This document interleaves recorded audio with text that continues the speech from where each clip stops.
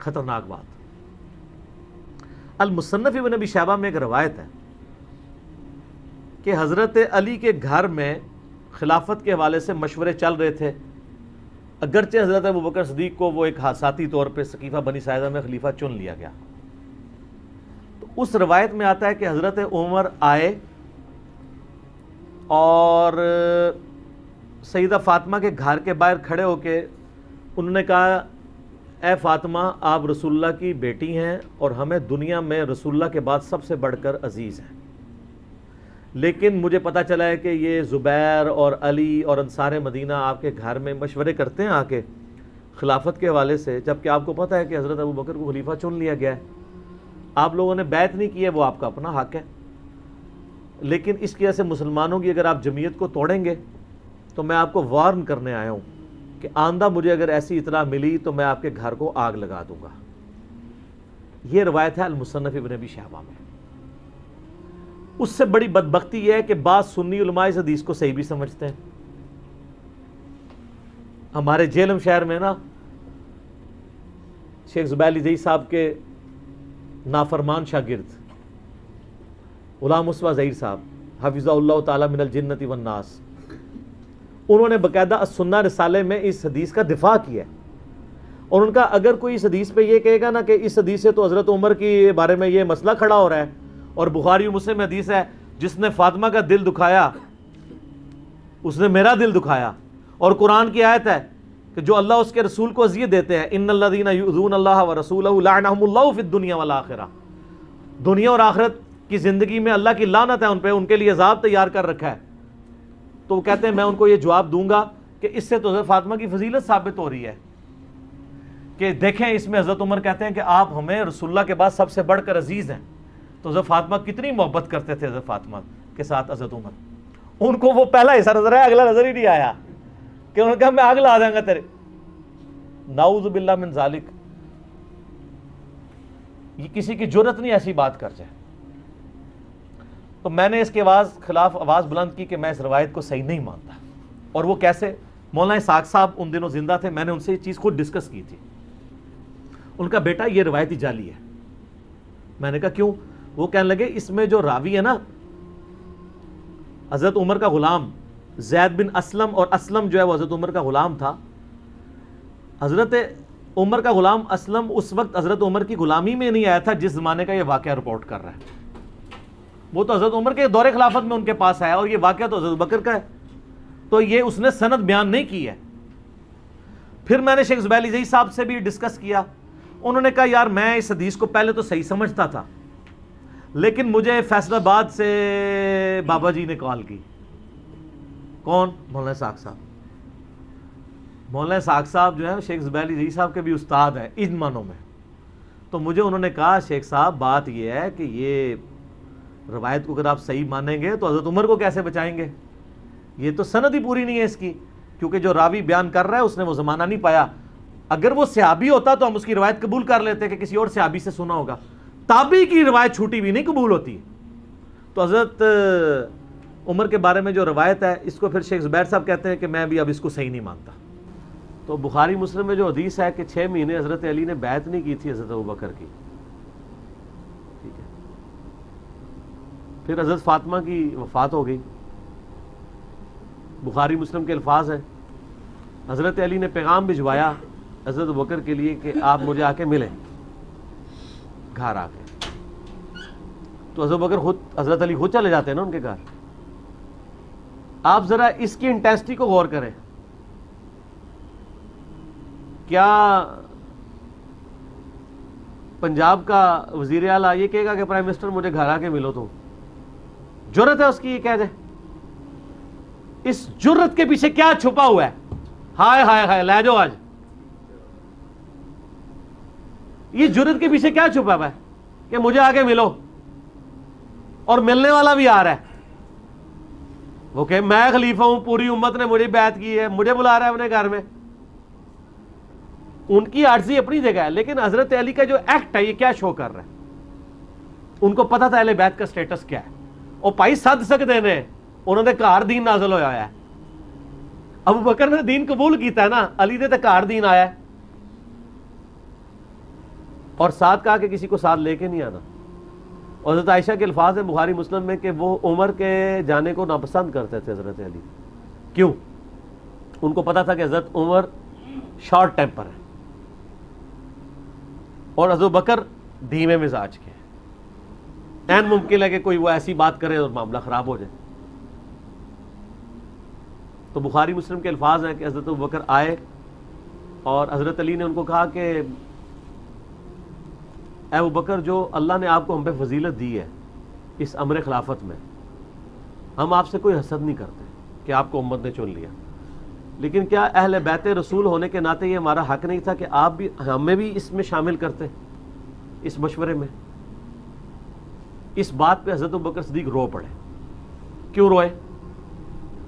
ہونا تو چاہیے تھا کہ جس طرح آج ناسبی کھڑے ہو کے تو بڑے بڑے جواب دے رہے ہیں، تو حضرت ابوبکر بھی ایک جواب گاڑ کے بتا دیتے کہ یار علی تجھے نہیں پتا یار کتنی مصیبت تھی، وہ سعد ابن عبادہ نے اپنا وہ لادہ ایک مسئلہ کھول لیا تھا، یہ تھا وہ تھا.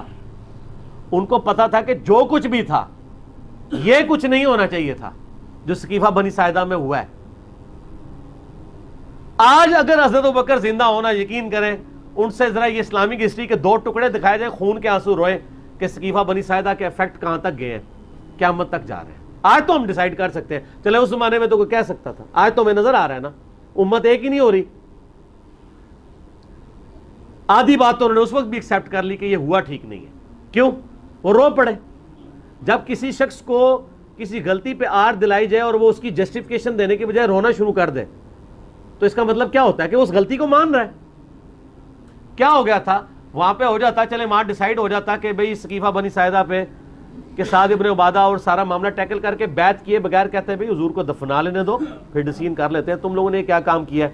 ابھی تو ہم نبی علیہ السلام کے غم سے فارغ نہیں ہوئے، فی الحال اس مسئلے کو ہم پوسٹ پون کرتے ہیں، فلاں تاریخ کو ہم فلاں جگہ میٹنگ کریں گے اور خلیفہ چن لیں گے.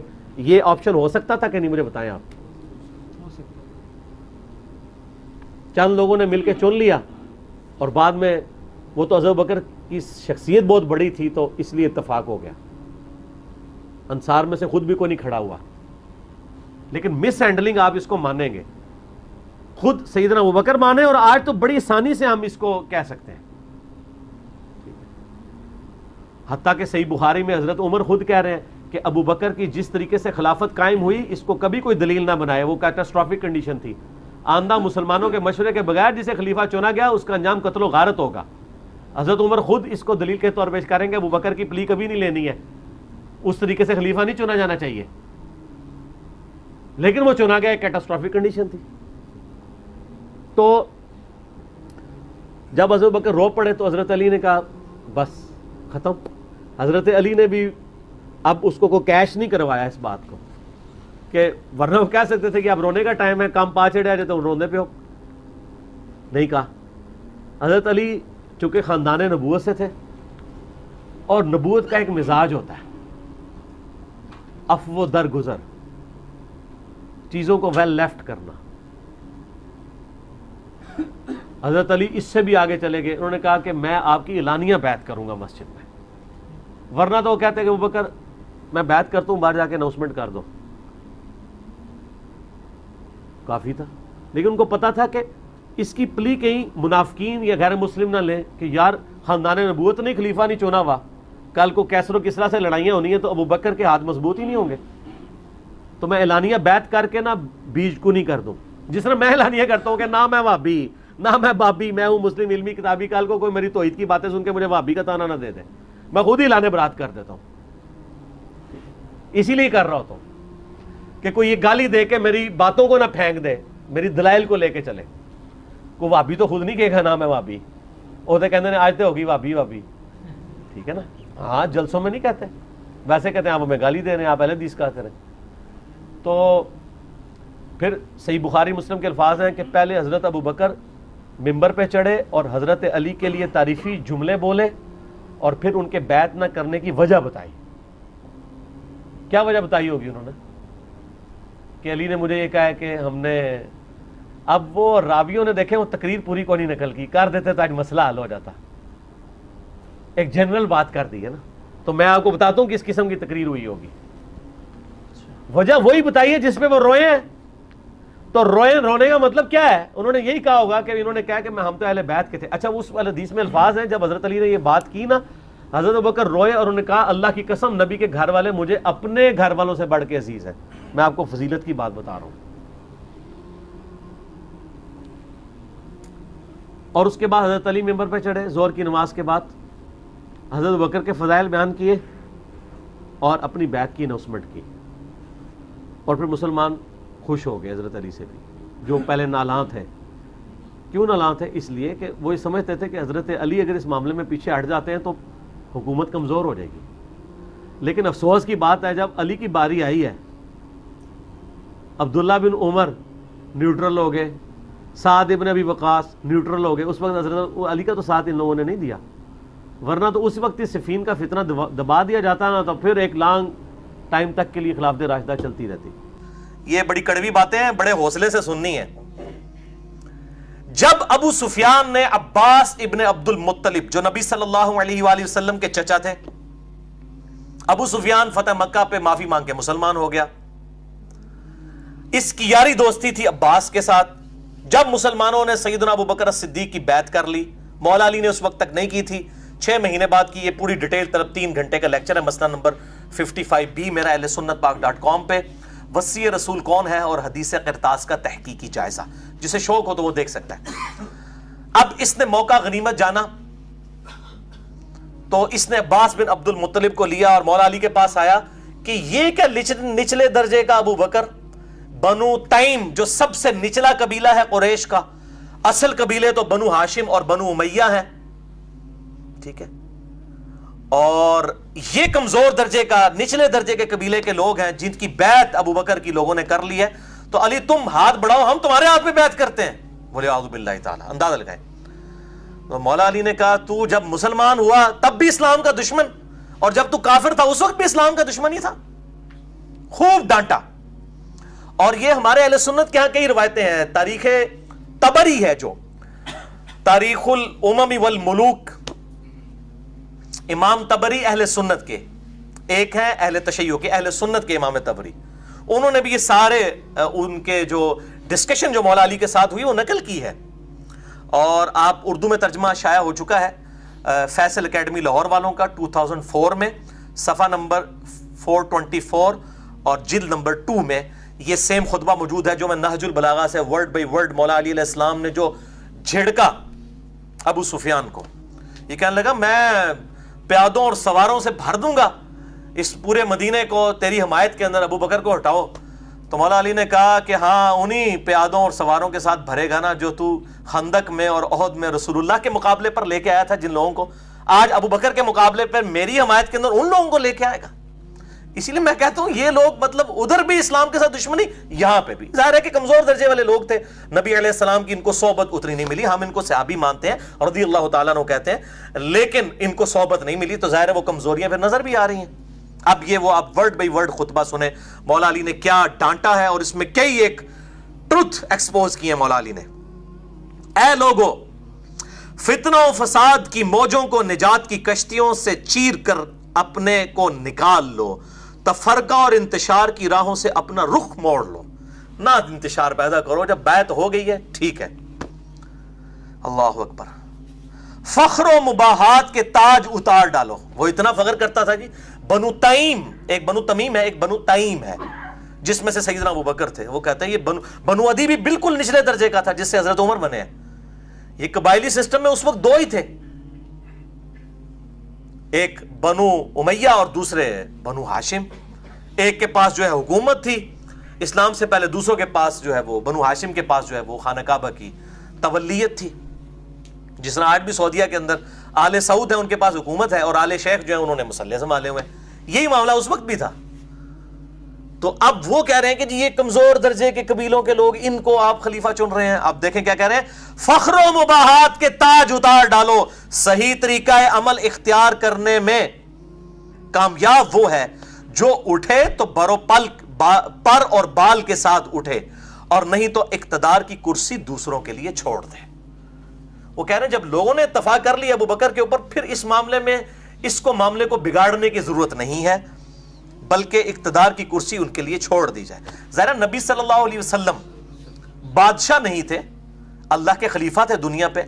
आप ये मलूकियत कर ही नहीं सकते थे कि मौला अली को अपने बाद खिलाफत देकर जाते। अगरचे मौला अली हकदार भी थे, किसी भी दर्जे में किसी सहाबी से कम नहीं थे, बल्कि बढ़कर ही थे, लेकिन आप सल्लल्लाहु अलैहि वसल्लम ये मलूकियत नहीं कर सकते थे, और सैयदना अली को भी ये पता था। मसला नंबर 55B, वसी रसूल कौन है सल्लल्लाहु अलैहि वसल्लम और हदीस क़िरतास का तहकीकी जायजा, उसमें मैंने डिटेल से ही बात की है। अब यहां पर देखें, वो कहते हैं और इस तरह खल्क़े खुदा को बदअमनी से राहत में रखो। इस वक्त तलबे खिलाफत के लिए खड़ा होना एक गदला पानी और ऐसा लुकमा है जो खाने वाले के गले में फंस कर रहेगा। फलों को उनके पकने से पहले चुनने वाला ऐसा ही है जैसे दूसरों की जमीन में काश्त करने वाला। वो कहते हैं जब फल कच्चा हो तो उसको तो नहीं उतारना चाहिए, यानी मैं भी फल हूं, मेरा पकने का वक्त आएगा जब जमल, सिफीन और नहरवान लड़नी होगी। वो मेरे नबी ने मेरी ड्यूटी लगाई है। वो जाहिर है चौथे खलीफा नहीं लड़नी थी आके, तो कच्चे फल को मत तोड़ो।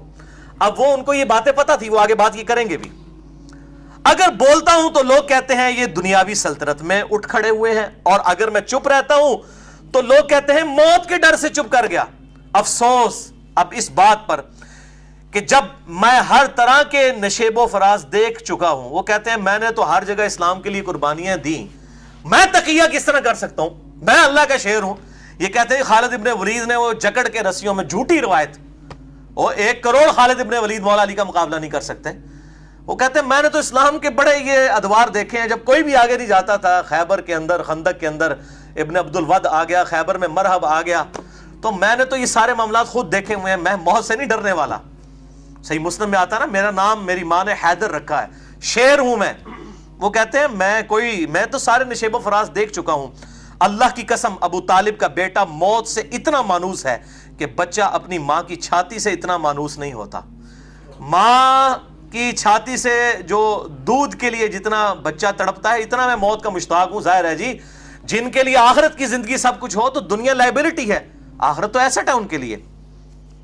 अलबत्ता एक इल्म पोशीदा है मेरे सीनों की तहों में लिपटा हुआ, अगर उसे जाहिर कर दूं तो तुम उसी तरह पेचोताब खाने लगो जिस तरह गहरे कुएं में रस्सियां लरजती और थरथराती हैं। यानी मेरे पास एक इल्म है। वो इल्म क्या है कि कच्चे फल को नहीं तोड़ना। मेरे पकने की बारी अभी नहीं आई है, वो आएगी जब जमल, सिफीन और नहरवान लड़नी होगी। हजरत अबू बकर की लिल्लाहियत आप देखें, पूरी जिंदगी जिस बंदे की वजह से हजरत अबू बकर को ज़हनी टेंशन रही है वो हजरत उमर है। आप जितनी हदीस उठा के देखें, हजरत अबू बकर के साथ हमेशा इख्तिलाफ राय हजरत उमर ने किया। वो बुखारी मुस्लिम में नहीं आता, सही बुखारी में वो मशहूर हदीस है जिसपे वो आयात नाजिल हुई थी, ला तरफाउ अस्वातकुम फौका सौतिन नबी। वहां पे हजरत अबू बकर ने मशवरा दिया, या रसूलल्लाह फलां कबीले का अमीर फलां को मुकर्रर करें, क्योंकि वो न्यू मुस्लिम कबीला था। नबी इस्लाम की आदत थी कि आप कोई भी न्यू मुस्लिम होता था ना, उस कबीले का एक अमीर मुकर्रर करते थे ताकि बाद में उससे कम्युनिकेट करके तो कबीले तक बात पहुंचे। हजरत उमर ने कहा नहीं या रसूलल्लाह फलां बंदा ज्यादा बेहतर है। इस पे हजरत बकर ने कहा कि तुम हमेशा मेरी बात की मुखालफत करते हो।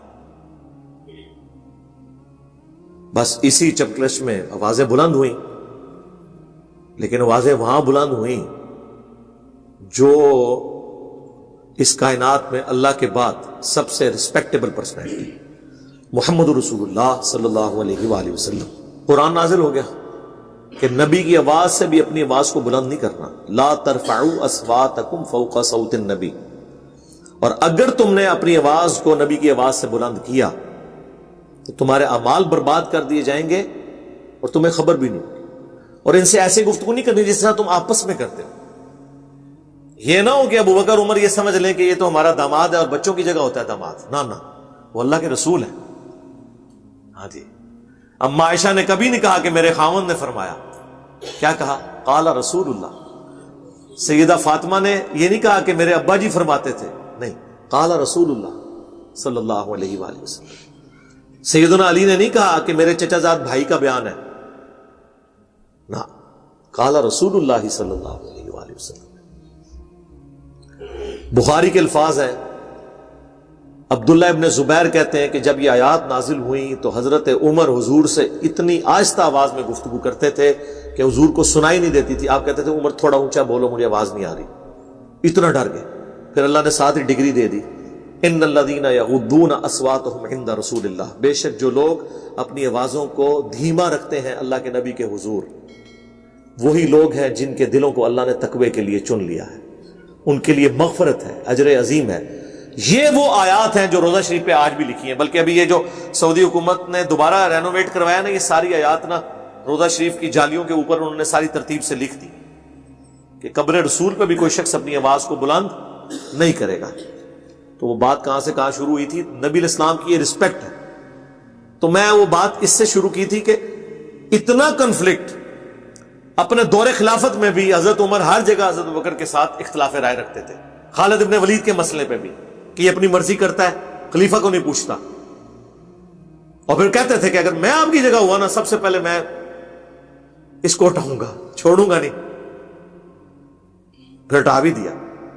اور دوسری طرف حضرت ابوبکر کے کہتے تھے کہ ماؤں نے کوئی شیر پیدا ہی نہیں کیا جو خالد بن ولید جیسا ہو، وہ لاڈلے۔ لیکن یہ سارے کنفلکٹس کے باوجود ہونا تو یہ چاہیے تھا کہ جب حضرت ابوبکر پہ بیماری آئی تو کسی اور بندے کو تو خلیفہ نامزد کرتے، عمر کو نہ بناتے۔ ایک بندے کو یار ایک نیگیٹو سائیکالوجی ڈیولپ ہو جاتی ہے کہ تو ہر مسئلے میں میرا اختلاف کیتا ہے، ہوں میری واری آئی ہے نا تو میں اپنی مرضی کا بندہ نامینیٹ کراں گا۔ سارے صحابہ سے مشورہ کیا، حضرت عمر سے نہیں کیا، اور اینڈ پہ کہا کہ میں عمر کو نامینیٹ کرتا ہوں، قبول ہے۔ پہلے تو سارے کہہ رہے تھے، جیسے ہمیں لوگ کہتے ہیں کہ جن سب کو کام دسو دین دا بڑا شوق ہے کرنے دا، کام دسنے دوبارہ کال ہی نہیں آتی، اے جی انگریزی ترجمہ کرنا کرو، اے جی لکھنا ہے لکھو۔ تو وہ شروع میں جوش چڑھتا ہے۔ جب حضرت ابوبکر نے نامینیٹ کیا کہ یہ ہے بندہ، کیونکہ یہ مشورے سے ہوا ہے، یہ ڈکٹیٹرشپ نہیں تھی، سارے صحابہ سے، اس وقت قبائل کے سردار سے ہی پوچھا جاتا تھا نا، سارے قبیلوں کے سردار جب کہہ رہے ہیں کہ عمر کو بنا دیں، یہ نہیں کہا، یہ کہا کہ آپ ہمارے خیر خواہ، آپ جس کو بھی بنا دیں۔ جب بنایا تو پھر چیما گوئی شروع ہو گئی، کیڑا بندہ لاتا ہے ساڑھے تے، تو بڑا ڈنڈ ہے۔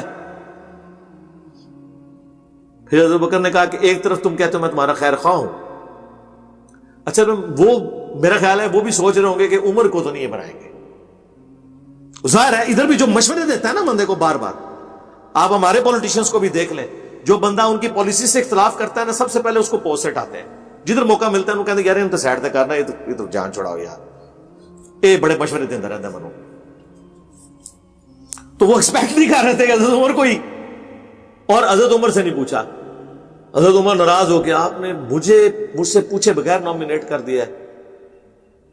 تو حضرت ابوبکر نے کہا مجھے اگر یہ بات پتہ ہوتی نا، میرے علم میں کہیں یہ بات کونے میں بھی ہوتی نا کہ تم خلافت کی خواہش رکھتے ہو تو میں تمہیں نامینیٹ ہی نہ کرتا، مجھے پتا تھا میں تمہیں پوچھوں گا اور تم انکار کرو گے۔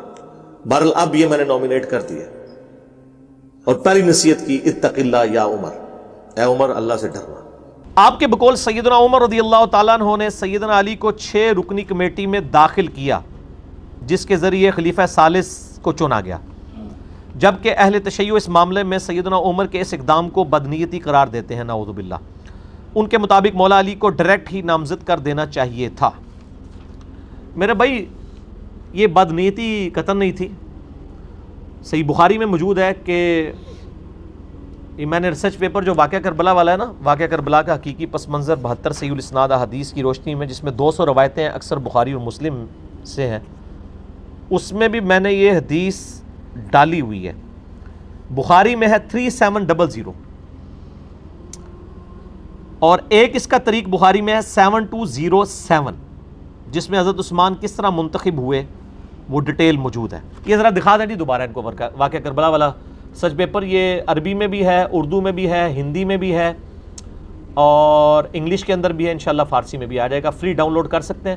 اور اگر ڈاک کے ذریعے منگوانا ہے عثمان بھائی کو کال کریں 032159000162، فری آ جائے گا آپ کے گھر۔ اس میں موجود ہے بخاری میں 3700 اور 7207 کہ 6 رکنی کمیٹی جو سیدنا عمر نے وفات کے دنوں میں بنائی۔ ایک طریق میں آتا ہے کہ انہوں نے نام لیا علی، عثمان، طلحہ، زبیر، عبد الرحمن بن عوف اور سعد ابن ابی وقاص، 6۔ ایک میں حضرت علی کا نام پہلے ہے، ایک میں حضرت عثمان کا نام پہلے ہے۔ 6 رکنی کمیٹی بنائی. اس سے پہلے جو آپ اس پوری ڈیٹیل حدیث کو پڑھیں تو عبداللہ بن عمر کہتے ہیں کہ لوگوں نے حضرت عثمان سے کہا اپنا خلیفہ نامزد کریں, حضرت عمر سے. تو حضرت عمر نے کہا اگر میں خلیفہ نامزد کرتا ہوں تو میں اس شخص کی سنت پہ عمل کرتا ہوں جو مجھ سے بہتر ہے, یعنی سیدنا ابو بکر, اور میں اگر خلیفہ نامزد نہیں کرتا تو میں اس شخص کی سنت پہ عمل کرتا ہوں جو ہم سب سے بہتر ہیں, یعنی نبی صلی اللہ علیہ وآلہ وسلم. تو عبداللہ بن عمر کہتے ہیں جب یہ بات حضرت عمر نے کی تھا تو میں سمجھ گیا کہ اب وہ اپنا خلیفہ کسی کو نامزد نہیں کریں گے, کیونکہ حضرت عمر کوشش کرتے تھے کہ وہ نبی کے طریقے کے اوپر چلیں. ویسے حضرت ابو بکر نے بھی کوئی دھونس نہیں کی تھی, صحابہ سے مشورہ لیا تھا, لیکن وہ ذرا ڈیفرنٹ تھا, یعنی نامزد کیا اور ظاہر ہے کہ حضرت عمر کے لیول کا کوئی بندہ نہیں تھا, سب نے ایکسیپٹ کر لیا. لیکن حضرت عمر اس سے بھی ایک سٹیپ آگے گئے, انہوں نے نامزد بھی نہیں کیا کسی کو, اور کہا کہ 6 رکنی کمیٹی بنا رہا ہوں, اور اس میں الفاظ ہے کہ یہ وہ 6 بندے ہیں جن سے نبی علیہ السلام وفات تک راضی رہے. ٹھیک ہے, تو اس لیے ووٹنگ کی ضرورت نہیں تھی, جب نبی انڈورس کر دے پھر ووٹنگ کی ضرورت نہیں رہتی. اور وہ اشرم وشرا والے تھے 6 کا, علی, عثمان, طلحہ, زبیر, عبد الرحمن بن عوف اور سعد ابن ابی وقاص. اور بخاری کے الفاظ ہیں کہ سعد ابن ابی وقاص کو جو میں نے پرشین امپائر کی گورنری سے معزول کیا تھا نا, اس معزولی کو اس کے خلاف دلیل نہ لینا کہ جی اس نے تو عثمان حضرت عمر نے لا دیتا سی اینو نہیں سی خلیفہ چننا. ٹھیک ہے, وہ تو حضرت عمر 4 سال سے زیادہ کسی کو رہنے نہیں دیتے تھے گورنر, تاکہ وہ پارٹی نہ بنا لے اپنی. وہ تو حضرت معاویہ رضی اللہ تعالیٰ کی لاٹری نکل آئی کہ وہ 4 سال پورے ہی نہیں ہوئے, حضرت عمر شہید ہو گئے, ورنہ وہ بھی وہاں سے گورنری سے ہٹ جاتے. تو حضرت عمر ہر 4 سال کے بعد گورنر چینج کر دیتے تھے تاکہ وہ پارٹی بازی نہ کر لے خلیفہ کے خلاف. تو اس پہ ویسے میرا کلپ ہے, لوگوں نے حضرت عمر پہ تان کیا تھا نا کہ معاویہ کو انہوں نے بنایا رضی اللہ تعالیٰ عنہ, تو میں نے کہا کہ وہ کچھ اور ہی معاملہ تھا. آپ جا کے لکھیں کہ حضرت معاویہ کو حضرت عمر نے گورنر بنایا تھا رضی اللہ تعالیٰ عنہ, رضی اللہ عنہ مجمعین. تو ابن عمر کہتے ہیں کہ میں نے سمجھ لیا کہ نبی علیہ السلام کا طریقہ اڈاپٹ کریں گے, اور وہی ہوا, انہوں نے 6 رکنی کمیٹی. اس کے بعد اپنے بیٹے عبداللہ بن عمر کو کہا کہ اما عائشہ کے پاس جاؤ, ان سے کہنا کہ عمر بن خطاب عرض کرتا ہے, امیر المومنین نہ کہنا, I am no more امیر المومنین, کہیں میرے اس امیر کے حکم اولي الامر منکم کے تحت, یعنی اس کو حکم نہ امیر المومنین کا مان کے اما عائشہ مجبور ہو جائیں. ان سے کہو کہ عمر اپنے 2 ساتھیوں کے ساتھ دفن ہونا چاہتا ہے. اما عائشہ نے کہا رضی اللہ تعالیٰ عنہ, میں نے یہ جگہ اپنے لیے رکھی تھی لیکن آج عمر کو میں اپنے پہ ترجیح دوں گی. تو پھر وہ 7 دفن کیے گئے. ایک کنڈی کھلنے والا واقعہ جھوٹا جے, یہ حضرت ابو بکر نے کہا میری یہ رکھ دینا, میں وہ کنڈی کھل جائے گی, تو جھوٹ ہے. ورنہ تو سیدہ عائشہ کو بھی حضرت عمر کہتے کہ میں آ رہا ہوں, اگر کنڈی کھل گئی تو مجھے دفنا دینا. بخاری میں موجود ہے, کوئی کنڈی نہیں کھلی, میرا اس کے اوپر بھی کلپ ہے کہ قبر رسول سے آواز حضرت ابو بکر کے لیے. جھوٹ ہے بالکل, بخاری میں بالکل اس کے اپوزٹ چیزیں موجود ہیں. یہ ساری تاریخی روایتیں جمع کر کے تو امت کا بیڑا غرق کیا ہے ان لوگوں نے, ظالموں نے. تو سیدنا عمر فاروق رضی اللہ تعالیٰ عنہ نے 6 رکنی کمیٹی بنائی. وہ کوئی بدنیت نہیں تھے, بیسیکلی حضرت عمر چاہتے تھے کہ مسلمان کنسنسس کے ساتھ اس 6 رکنی کمیٹی میں سے کسی کو چن لیں. باقی میں آپ کو بتاؤں, حضرت عمر نے خواب بھی دیکھا تھا, وہ بھی میں نے اس ریسرچ پیپر میں ڈالا ہوا ہے. وہ حدیث ہے صحیح مسلم میں 1258. حضرت عمر کہتے ہیں میں نے خواب دیکھا ہے کہ آج ایک مرغے نے خواب میں مجھے ٹھونگے ماری ہیں, اور میں نے اس کی تعبیر یہی کی ہے کہ مجھے قتل کر دیا جائے گا, اور اگر میں قتل ہو جاؤں تو ان 6 بندوں کے علاوہ کسی کو خلافت کے معاملے میں شامل نہ کرنا جن سے نبی علیہ السلام وفات تک راضی رہے. یعنی ان کی نسبت نبی کی نسبت ہی تھی. اس کا مطلب ہے کچھ ایسے بھی تھے جن سے حضور وفات کے وقت ناراض تھے. اور پھر اس میں حضرت عمر کے بڑے سخت الفاظ ہیں. اس میں انہوں نے کہا کہ اور مجھے خوب معلوم ہے کہ بعض لوگ اس امر خلافت میں تان کریں گے, اور یہ وہی لوگ ہیں جن کو میں نے اسلام کی خاطر ان کے اسلام قبول کرنے سے پہلے اپنے ہاتھوں سے انہیں مارا تھا. ان کا یہ جو نیو مسلم ہے نا, اور ظاہر وہ آل امیہ ہی تھی زیادہ تر, تو یہ نیو مسلم دیکھنا کہ یہ تان کریں گے جب ان 6 بندوں میں سے کسی کو خلیفہ چنو گے. اور دیکھ لیں حضرت علی کے خلاف پھر کھڑے ہوئے نا وہ. حضرت عمر نے کہا کہ, اور اس کے آگے پھر بڑے سخت الفاظ ہیں, میں یعنی وہ حضرت عمر کے ریفرنس سے ہی بیان کرتا ہوں. حضرت عمر کہتے ہیں میں نے ان کو اپنے ہاتھوں سے مارا کیا ہوا ہے, اور فتح مکہ پہ معافی مانگ کے مسلمان ہوئے ہیں. پس اگر یہ لوگ ایسا کریں یعنی خلافت میں تان کریں تو جان لینا کہ وہ اللہ کے دشمن کافر اور گمراہ ہیں. اتنا ڈاڈا فتویٰ. باقی آپ میرا ڈیٹیل دیکھ لیں خلافت راشدہ کے 30 سال. مسئلہ 162A اور B. 162A نہج البلاغہ شیعہ کی کتاب سے ہے, اور 162B جو ہے وہ اہل سنت کی کتابوں سے میں نے 30 سال خلافت راشدہ الحمدللہ ثابت کی ہے. تو حضرت عمر کوئی بد نیت نہیں تھی. اور میں آپ کو بتاتا ہوں, رومن اور پرشین امپائر جب گری تو ظاہر حضرت عمر وہاں کے دوروں کے لیے گئے, انٹرنیشنل دوروں کے اوپر. حضرت علی کو اپنی جگہ خلیفہ بنا کے گئے. اس دوران اگر خدا نہ خواستہ سیدنا عمر شہید ہو جاتے, حضرت علی آٹومیٹکلی خلیفہ بن جاتے ہیں. کیونکہ بخاری مسلم میں کہ جب غزوہ تبوک پہ نبی علیہ السلام گئے تھے, اپنا خلیفہ حضرت علی کو چھوڑ کے گئے تھے. حضرت علی رو پڑے. یہ پہلا اور آخری موقع تھا کہ حضرت علی کسی جنگ میں ساتھ چھوڑتے نہیں تھے حضور کا. یہاں پہ حضور صلی اللہ علیہ وسلم نے پھر ان کی دل جوئی کی. فرمایا علی تو اس سے راضی نہیں ہے کہ تیرے میرے ساتھ وہی نسبت ہے جو ہارون کی موسیٰ کے ساتھ, مگر میرے بعد کوئی نبی نہیں. بہت بڑی دلیل ہے سیدنا علی کی شان کے اوپر. یعنی نبی صلی اللہ علیہ وسلم کی سب سے زیادہ قریبی آپ کے لیے سپورٹیو شخصیت حضرت علی کی تھی, کیونکہ حضرت موسیٰ کے لیے سب سے زیادہ سپورٹیو کون سی تھی؟ ہارون علیہ السلام. یہ تسلی تھی. تو اسی سنت پہ عمل کرتے ہوئے حضرت عمر بھی جب فارن ٹورز پہ جاتے تھے, حضرت علی کو اپنا خلیفہ بنا کے مدینے میں جاتے تھے. چیف جسٹس تو پہلے ہی بنایا ہوا تھا, اور آپ کو پتا چیف جسٹس کا عہدہ تو مسکراہٹ ہی کافی ہے. آج بھی چیف جسٹس آپ سنبھالے جا رہے, اس زمانے میں چیف جسٹس کا عہدہ کس لیول کا ہوگا؟ وہ حضرت علی تھے. رومن امپائر گری, ابو دردہ کو چیف جسٹس لگایا وہاں پہ, اصحاب صفہ غریب صحابی. پرشین امپائر گری, عبداللہ ابن مسعود غریب صحابی, اس کو چیف جسٹس لگایا. سب سے بڑی پوسٹ چیف جسٹس کی ہوتی تھی خلفائے راشدین کے زمانے میں, اور وہ سارے وہ اصحاب تھے جو تقوی, پرہیزگاری اور علم میں ٹاپ آف لسٹ ہوتے تھے. ابو دردہ غریب آدمی, اصحاب صفہ. ابن مسعود غریب آدمی, اصحاب صفہ. اور حضرت علی تو ویسے ہی درویش آدمی. ٹھیک ہے, تو یہ 3 چیف جسٹس تھے حضرت عمر کے زمانے میں. سیدنا علی مدینے میں, حجاز میں, رومن امپائر کے اوپر ابو دردہ, پرشین امپائر کے اوپر سیدنا ابن مسعود رضی اللہ عنہم اجمعین وعلیہم السلام اجمعین. اللہ تعالیٰ قیامت الدین ہمیں ان کا ساتھ نصیب فرمائے, آمین. تو حضرت عمر کوئی بد نیت نہیں تھے, ورنہ یہ کام نہ کرتے. حضرت عمر کے اس عمل کو بدنیتی نہ سمجھے, بلکہ ان کی احتیاط اور نبی علیہ السلام کے ساتھ عقیدت تھی. اور یہ بھی میں آپ کو بتاؤں, تاریخی روایتوں میں آتا ہے کہ حضرت عمر کی خواہش تھی کہ حضرت علی کو بنا دیں. میں نے خود وہ روایتیں پڑھی ہیں کہ حضرت عمر کہتے تھے میرا دل کرتا ہے میں اس گنجے کو نا اپنے بعد خلیفہ بنا دوں, یہ تم لوگوں کو بالکل سیدھا کر کے چلائے گا. حضرت علی اور حضرت عمر گنجے ہو چکے تھے, خود پہن کے نا بال جھڑ چکے تھے. تو حضرت عمر کو بھی پتا. اور یہ یعنی مسلمانوں کے اوپر جب غیر مسلم بھی تاریخ لکھتے ہیں نا مسلمانوں کی, وہ کہتے ہیں کہ حضرت عمر کے بعد اگر حضرت علی کو خلیفہ چن لیا جاتا تو اسلام کو ایک عمر اور مل جاتا.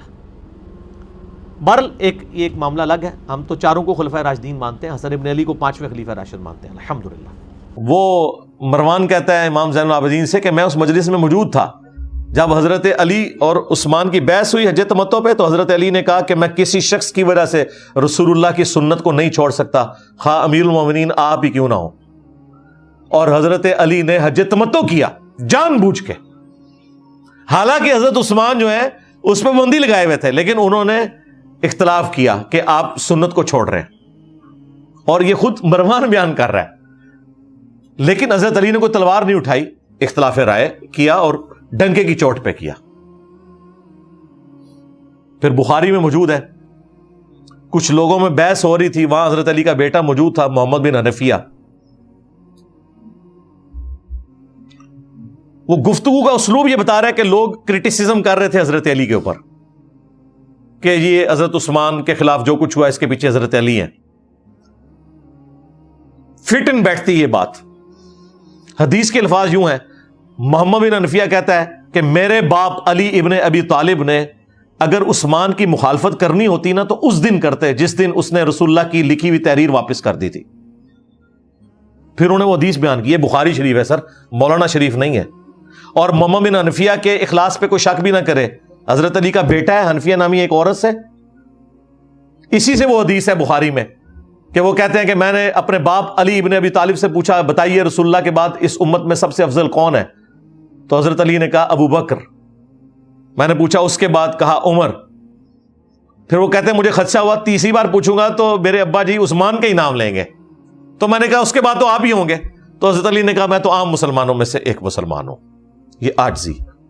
اور ان کے شیخ عبد القادر جیلانی کیا کہتے ہیں؟ تمام اولیاء کی گردن پہ میرا پاؤں ہے. ہاں, اور جو ایکچولی اولیاء کے سردار ہیں حضرت ابوبکر, عمر, عثمان و علی, وہ کہہ رہے ہیں ہم عام مسلمان ہیں.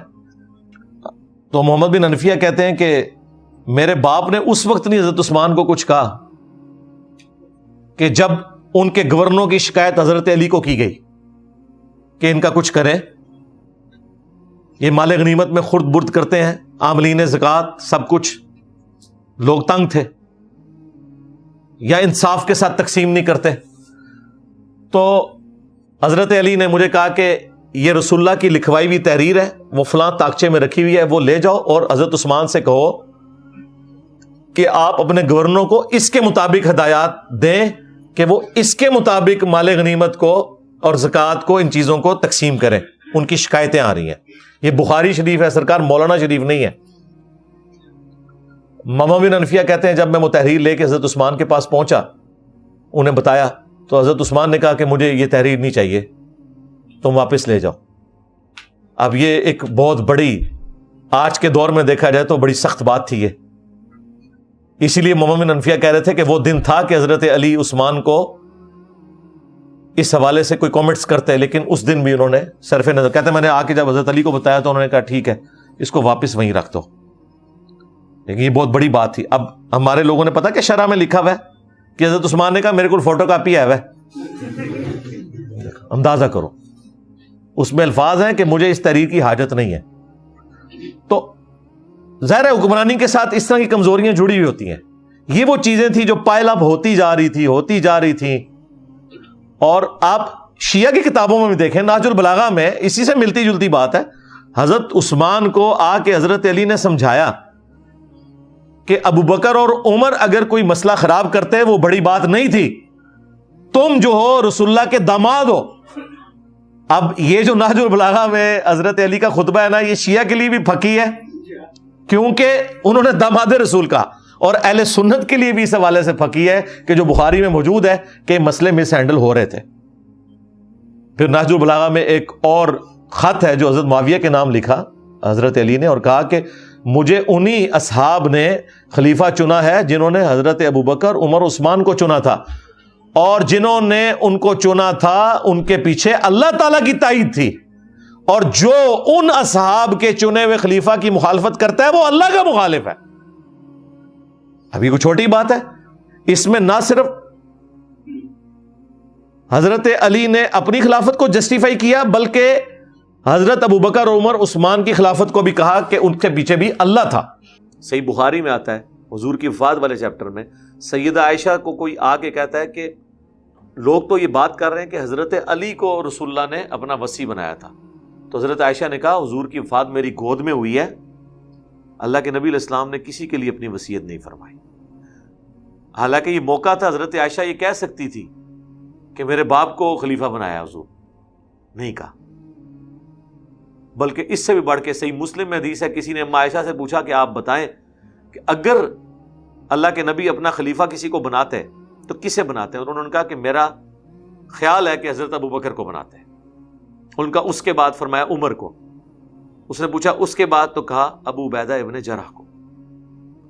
تو حضرت عائشہ نے کبھی کلیم نہیں کیا حضرت ابوبکر صدیق کو خلیفۃ الرسول یا وصی رسول اس حوالے سے جو شیعہ اہل سنت پہ الزام لگاتے ہیں, یا بعض اہل سنت کلیم کرتے ہیں. ہم خلیفۃ الرسول انہیں اس لیے نہیں مانتے کہ نبی نے اپنا خلیفہ بنایا, خلیفۃ الرسول اس لیے مانتے ہیں کہ صحابہ نے چنا ہے. رہ گئے نمازیں پڑھنے والی بات, یا وہ کہتے ہیں بخاری میں حدیث ہے ابوبکر کے علاوہ سارے دروازے بند کر دو, وہ تو ترمذی میں حدیث ہے علی کے علاوہ سارے دروازے بند کر دو. وہ فضائل تو دونوں طرف موجود ہیں. نماز تو عبد الرحمن بن عوف کے پیچھے بھی حضور نے پڑھی ہے.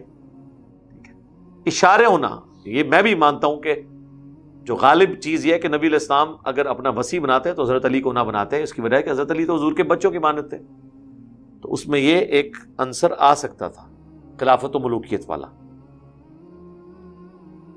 تو اس معاملے میں زیادہ غلوف سے کام نہیں لینا چاہیے.